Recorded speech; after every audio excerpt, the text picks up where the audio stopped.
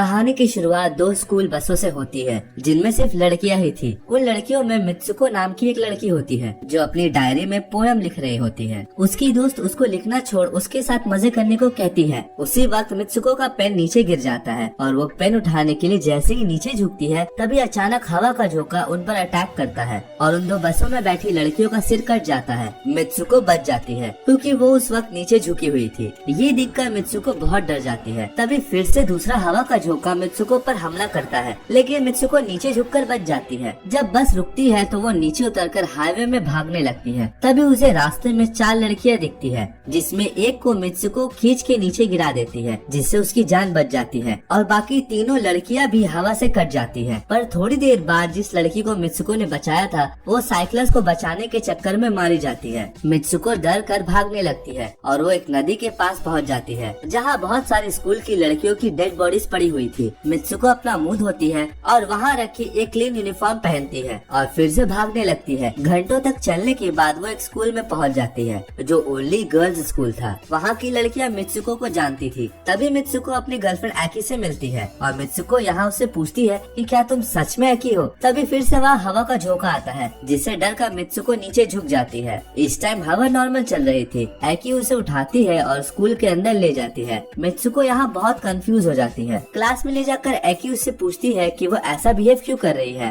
तभी मित्सुको बताती है कि जब वो स्कूल आ रही थी तब हवा ने स्कूल बसों के साथ सारी लड़कियों को काट दिया, लेकिन मैं झुकी हुई थी इसलिए मैं बच गई। एकी उसे खिड़की के पास ले जाती है और बताती है कि हवा तो बिल्कुल नॉर्मल है और मित्सुको भी हवा को फील करती है और अब वो शांत हो जाती है। अब एकी और मित्सुको अपने और दोस्तों से मिलते हैं और वो क्लास बंक करने का प्लान बनाते हैं ताकि मित्सुको अच्छा फील कर सके। रास्ते में उन्हें टीचर्स मिलती है लेकिन वो उन्हें चकमा देकर स्कूल से निकल जाती है। चारों दोस्त जंगल में पहुंच जाते हैं और वहाँ सब खूब मस्ती करते हैं। अब ये लोग एक नदी के पास रुक जाते हैं। मित्सुको एक लड़की को अपने साथ हुए हादसे के बारे में बताती है। तभी वो लड़की कहती है कि ऐसा हो सकता है, लेकिन यहाँ पर नहीं बल्कि किसी और दुनिया में जहाँ सब कुछ ऑपोजिट है। यहाँ पर हमें हवा जिंदा रखती है तो हो सकता है कि वहाँ हमें हवा मार दे, लेकिन उसकी बात पर किसी भी लड़की को भरोसा नहीं होता। वहाँ थोड़ी दूर पर उन्हें एक बिस्तर दिखता है जो वहाँ जमीन पर लगाया हुआ है और वो सब पिलोस के साथ खेलने लगती है। मित्सुको तभी वहाँ एक लेस्बियन कपल को देखती है जो उनसे कुछ दूर में खड़े थे। ये बिस्तर उनके लिए थी क्योंकि आज उनका हनीमून था।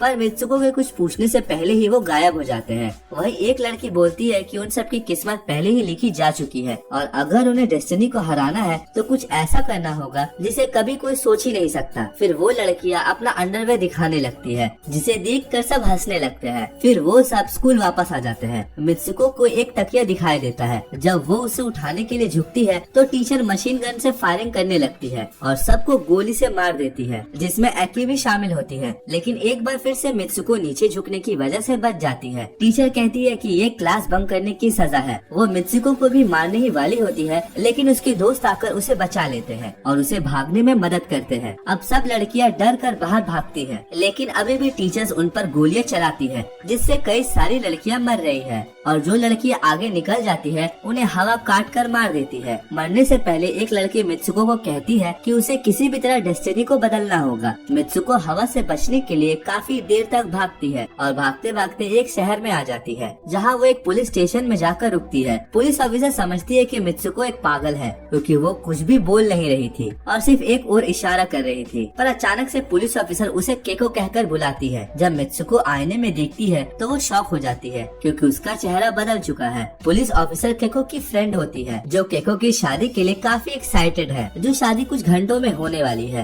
केको को समझ नहीं आता कि यहाँ क्या हो रहा है। पुलिस ऑफिसर केको को कार में बैठाकर चर्च में ले जाती है जहाँ उसकी शादी होने वाली है। रास्ते में काफी सारी लड़कियां उनके कार को घेर लेते हैं और केको को कांग्रेचुलेशन बोलते हैं। चर्च में बहुत सारी लड़कियां उसका वेलकम करती है। जब वो चेंजिंग रूम में जाती है तो वो वहाँ एकी को देखकर शॉक हो जाती है जो शादी के लिए तैयार हो रही थी। केको को अपनी आंखों पर भरोसा नहीं होता। वो वहाँ पूछती है कि क्या हो रहा है, लेकिन एकी धीरे से उसे चुप रहने को कहती है। बाद में वो उसे वादा करती है कि वो उसे सब कुछ बताएगी और बोलती है कि वो कुछ ऐसा जानती है जिसे केको नहीं जानती। अब केको वेडिंग गाउन पहन लेती है और वहाँ सब लड़कियाँ बातें कर रही थी कि जो दूल्हा है वो बहुत हैंडसम है। केको को रियलाइज होता है कि वो किसी लड़के से शादी नहीं कर सकती क्योंकि वो एकी से प्यार करती है। एकी उसे घबराते हुए देखती है और सब लड़कियों को रूम से बाहर निकाल देती है। जब वो दोनों अकेले होते हैं तो एकी केको को उसके असली नाम से बुलाती है और कहती है कि जैसा कहा जा रहा है वैसा ही करो। केको को अब भी कुछ समझ नहीं आ रहा था लेकिन वो रेडी हो जाती है और सब लड़कियां उसे चर्च में लेने के लिए आती है। एकी उन सब लड़कियों को मार देती है ताकि वो केको को लड़ना सिखा सके। स्टेज में जाने से पहले एकी केको को एक कांच की टूटी हुई बोतल देती है जिससे वो उन्हें मार सके जो उसे तंग करेगी। केको स्टेज में फूलों की जगह कांच का टूटा हुआ ग्लास लेकर एंट्री करती है। यहाँ पर सब गेस्ट लड़कियाँ होती है जो उसका वेलकम करती है। स्टेज के दूसरे साइड एक कॉफिन रखा हुआ था जिसके अंदर केको का ग्रूम है। तभी अचानक से सब गेस्ट केको का मजाक उड़ाने लगते हैं और अजीब हरकतें करने लगते हैं और केको को कॉफिन के पास ले जाते हैं। जब कॉफिन खुलता है तो उसके अंदर से एक सुअर बाहर आता है जिसका सर सुअर का था और शरीर इंसान का। भीड़ केको को उस सुअर को किस करने के लिए फोर्स करती है पर केको टूटी हुई ग्लास को उस सुअर के गले में घुसा देती है और वो वहाँ कुछ लड़कियों को भी मारती है। एकी उसे बचाने सही टाइम पर वहाँ आ जाती है। तभी पहले के स्कूल की 2 टीचर्स उन्हें रोकने के लिए वहाँ आ जाती है। एकी और केको दोनों टीचर्स से लड़ती है और चर्च से निकलने में कामयाब हो जाती है। एकी टीचर्स का ध्यान भटकाती है, वहीं दूसरी तरफ केको दौड़ने लगती है। तभी एक ट्रैक सूट पहनी लड़की उसे रोकती है। वो लड़की केको को इज़ूमी कहकर बुलाती है और उसे मैराथन के लिए इनवाइट करती है। केको जब आईने में खुद को देखती है तो वो चौंक जाती है कि इस बार भी वो किसी और लड़की में बदल गई है। वो अब इज़ूमी है जो एक बहुत ही फेमस मैराथन रनर है जिसे सब पसंद करते हैं। उसके बहुत सारे फैंस उसके लिए चीयर कर रहे थे। वो मैराथन में दौड़ने लगती है और अपने दोस्तों को साथ दौड़ते देखती है लेकिन तभी टीचर्स और वो सुअर ग्रूम उसका पीछा करने लगते हैं। उसके दोस्त उसे हिम्मत बनाए रखने के लिए कहते हैं क्योंकि वही है जो इस दुनिया से निकल सकती है। इज़ूमी अपना रास्ता बदल लेती है और एक गुफा में पहुंच जाती है जहां उसे उसकी एक क्लासमेट मिलती है जो उसे अंदर की ओर ले जाती है और वहां पर बहुत सारी लड़कियां स्कूल ड्रेस पहने शांत खड़ी है। वो अनजान लड़की इज़ूमी को मारने की कोशिश करती है और कहती है कि अगर इज़ूमी नहीं मरी तो वो सब लड़कियां मर जाएगी।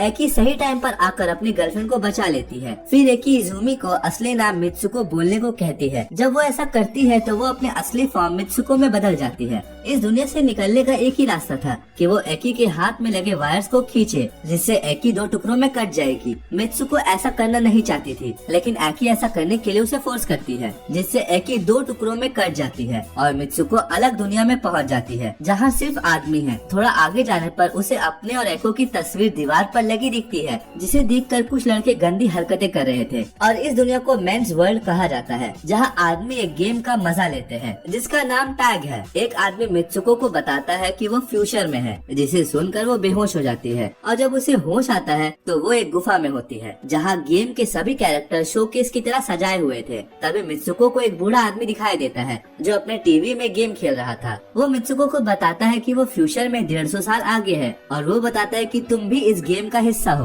और हालांकि तुम मर चुकी हो लेकिन मैंने तुम्हारा डीएनए लेके तुम्हें फिर से बनाया ताकि तुम्हें गेम में डाला जा सके जिससे लड़कों का मनोरंजन हो। उस बूढ़े आदमी का यंगर वर्जन वहाँ आता है और अपने कपड़े खोलकर बेड में सो जाता है और मित्सुको को उसके साथ सोने को कहता है। बूढ़ा आदमी बताता है कि इस गेम का फाइनल स्टेज है मित्सुको के साथ इंटीमेट होना। वो लड़का उसे टच करता है। तभी उसे याद आता है कि उसके फ्रेंड ने कहा था कि अगर उसे डेस्टिनी को हराना है तो उसे कुछ ऐसा करना होगा जिसे किसी ने कभी सोचा ही नहीं हो। तभी उसकी बात मानकर मित्सुको उस आदमी का गला दबाने लगती है और कहती है कि लड़कियों के साथ खिलौनों की तरह खेलना बंद करो। वो एक तकिया फाड़ देती है और उसके गुस्से से फेदर्स का रंग लाल हो जाता है और आखिर में वो बूढ़े आदमी की छड़ी से खुद को मार डालती है जिससे वो डेस्टिनी को बदल देती है क्योंकि उसकी मौत गेम का पार्ट नहीं था। आखिरी सीन में मित्सुको अकेले एक बर्फीली जगह में उठती है और यहाँ पता चलता है कि गेम ओवर हो चुका है और अब वो कभी भी इस गेम में नहीं फंसेगी। दोस्तों हालांकि ये मूवी बहुत ही अजीब और मीनिंगलेस लगती है लेकिन ये कहानी मित्सुको की होमोसेक्सुअलिटी को दर्शाती है